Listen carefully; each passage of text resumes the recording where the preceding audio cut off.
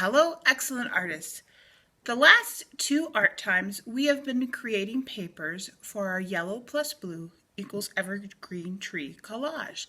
Today, we're going to put all the pieces together after some cutting and gluing. So gather your papers from the last couple art times and let's get started. Got my two papers from the last two art times. The one where we created the snow in the sky and the one where we use yellow and blue to make green. So what we're going to do today is we're going to first work with the yellow and blue paper, and you're going to want to fold this paper in half.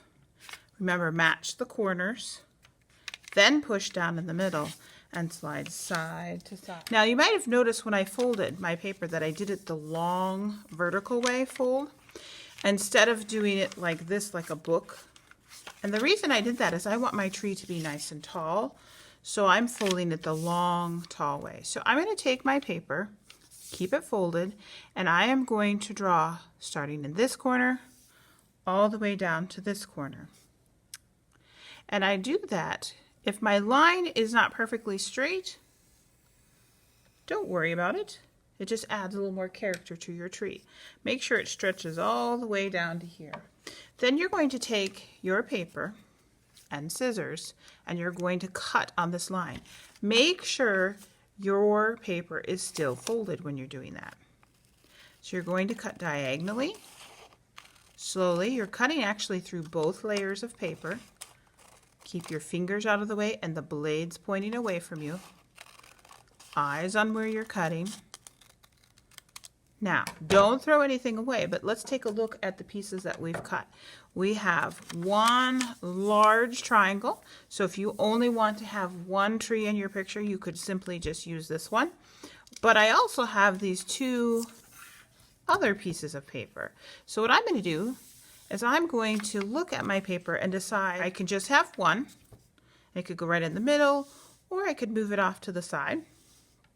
I have two half trees.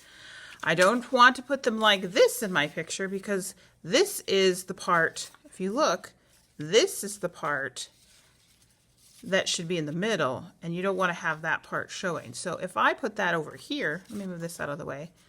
If I put this half right next to the edge of my paper, it would work.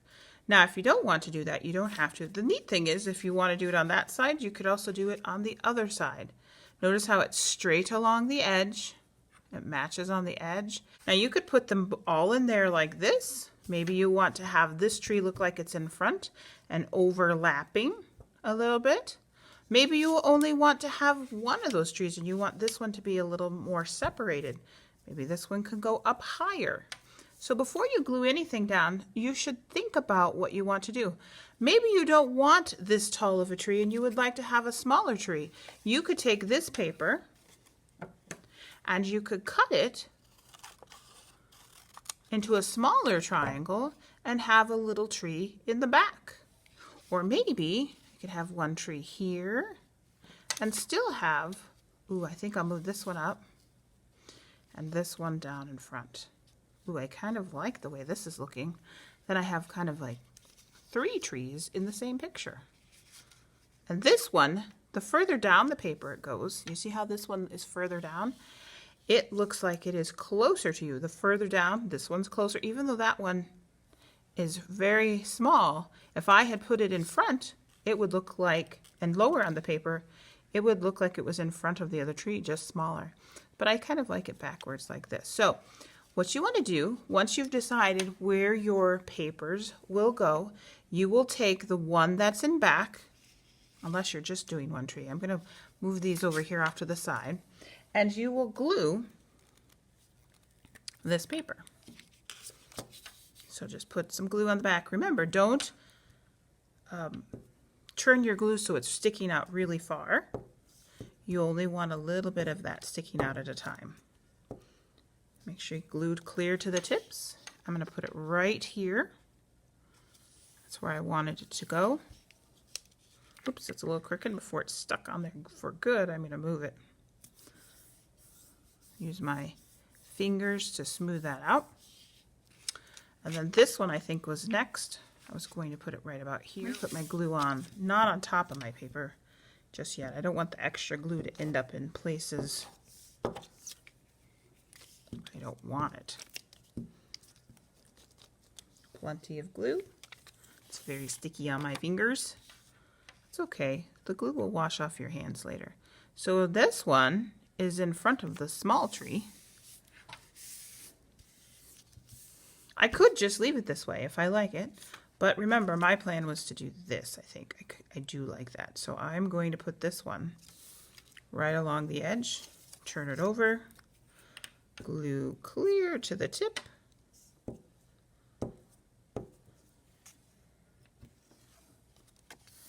And then make sure this one, because it's half of a tree, that it's nice and even along that edge before you press it down.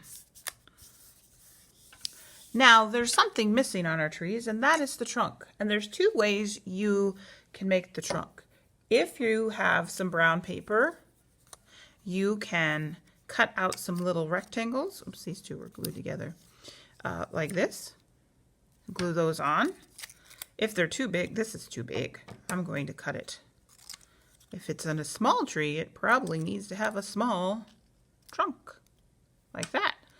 Remember, this tree is only half of the tree, and you would want to put the trunk of the tree here, because this is actually, remember, the other half of the tree would have been over here, which means the trunk of the tree would be right in here. Oh, that's way too big. Maybe I should use one of these. I'm going to cut it really small because my paper is ending there. Well, that's too small. Let's try that. I have a better idea. I'm going to do this. I'm going to glue on, put a little glue on my trunk of my tree where I want it to go. Put it right along the edge. What I will do, let's glue all three. Then I'll show you how to fix that one that's too long.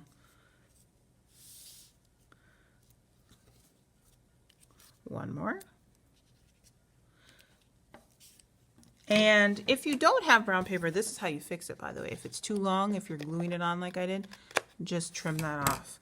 Now, you can decorate your tree trunks. Since we had lines on the tree, if you feel like drawing lines on your trunk of your tree, you can do that too.